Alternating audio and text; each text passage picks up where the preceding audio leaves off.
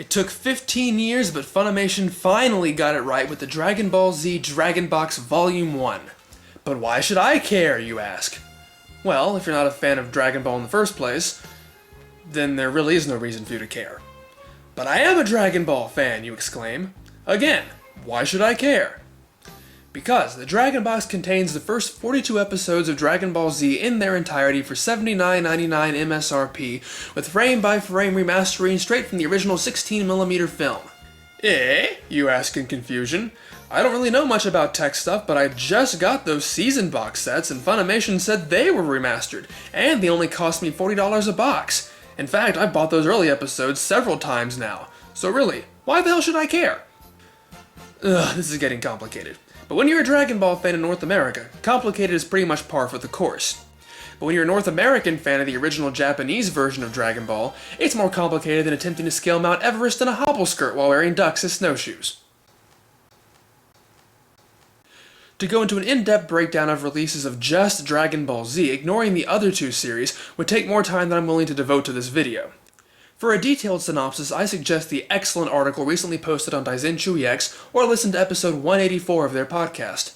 In a nutshell, edited dubbed DVD singles, bilingual DVD singles, cancel Ultimate Uncut editions, and finally, season orange brick box sets. But none of these were completely correct. Obviously, the edited DVDs were heavily censored and were missing a lot of footage. The bilingual DVDs did have the Japanese version, but depending on when it was released, you could be missing the recap, the preview, or have incorrect opening animation, or all of the above. It was just sloppy all around. Nitpicks? Maybe. But then the season sets came out, and for a moment we finally believed it was possible to own the entire series affordably and with only 9 separate purchases rather than dozens. But this is Funimation and Dragon Ball, so there has to be something wrong, and boy was there. They decided to do their own remastering in line with the uninformed constituents of the Blu-ray generation. This meant oversaturated, eye-bleeding colors, obsessive grain removal to the point that lines of animation were occasionally deleted, and perhaps worst of all, it was cropped into 16:9 widescreen, meaning you lost 20% of their vertical resolution and characters' heads.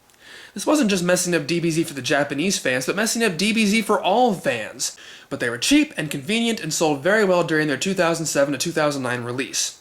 So now, immediately after completing that abomination of a release, they announced the Dragon Boxes, and especially to those who bought into the season box sets, this is probably confusing. What does it all mean? Is Funimation milking the franchise for all it's worth? Well, probably. But amazingly, the blurb on the back of the box is the quickest way to sum it up. Originally produced in limited quantities in Japan, the incredibly rare Dragon Box has long been the ultimate prize for avid Dragon Ball Z collectors. Now, this coveted collection has been reproduced for the first time in the United States, delivering the authentic, original Dragon Ball Z experience to hardcore fans. The battle to harness the power of the 7 Dragon Balls explodes in vivid detail like never before. The Dragon Box features over 40 uncut episodes, remastered and restored frame by frame, rendering the legendary action in pristine clarity. Each episode is presented in Japanese with a complete opening and closing credits, and includes the original episode previews. Truly the essential edition for Dragon Ball Z purists, this set isn't an addition to your archive, it is your archive. Your wish is finally granted. Basically, these sets are versions of limited-run, extremely expensive box sets from Japan, where Toei actually properly remastered and cleaned the series without cropping, without inappropriate color correction, and without grain removal. Truly, it was the way it was meant to be seen.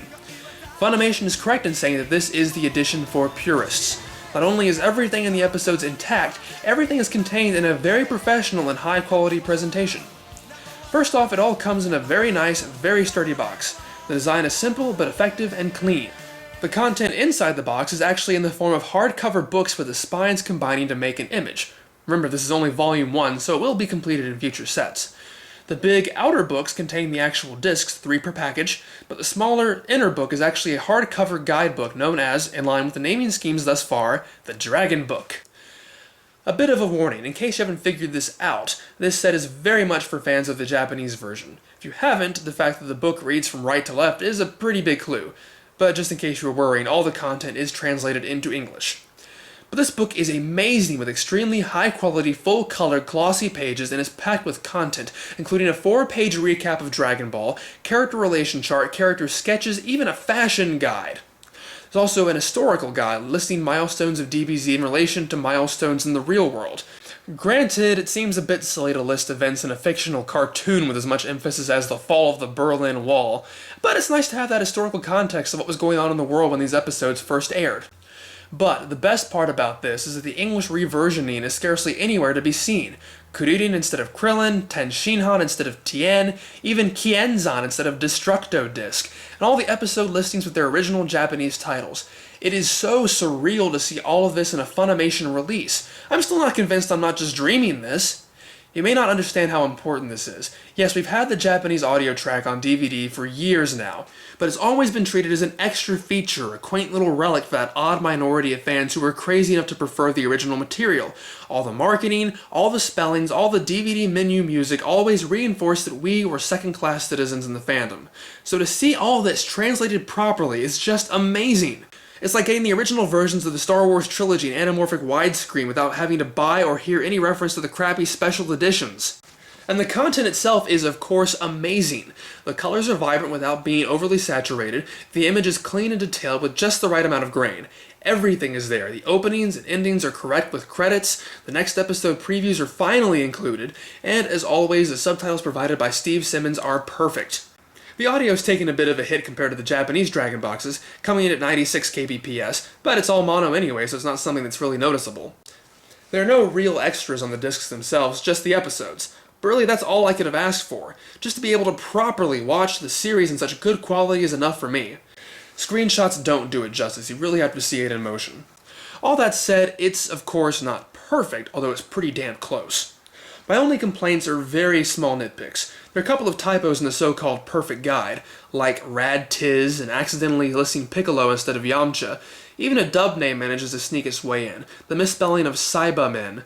But I assume this is simply a coincidental typo and not a dub mistake, since they are properly identified as Saibai-men in other parts of the book.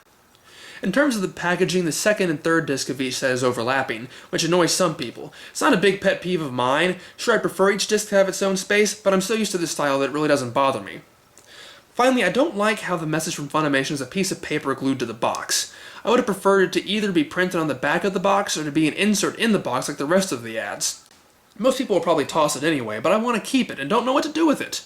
I've only had it for a day and the glue isn't holding. So, you now say, I listened to all this, but I'm a dub fan and this is America. And I don't like the Japanese music and the fact that Goku is voiced by a woman. I want my synthesized guitars and corny jokes and special beam cannons. So for the last time, why should I care? Okay, good point. And I have an answer, although you might not like it. There is a dub on these discs. And it's a 5.1 surround dub, which is better quality than the mono in the Japanese version. So if you really want it, your English voice cast is on here. But if you're a fan of the Funimation-produced musical score, you're not going to find it on these discs at all. While the season sets have the Japanese mono track, the English broadcast track, and the English track with the Japanese score, the Dragon Box only has the Japanese mono and the English track with the Japanese score. In my opinion, this is how it should be anyway. It shows that Funimation is at least trying to get a more accurate dub out there, and the fact of the matter simply is this set is not marketed to dub fans. And from my perspective, that's totally okay.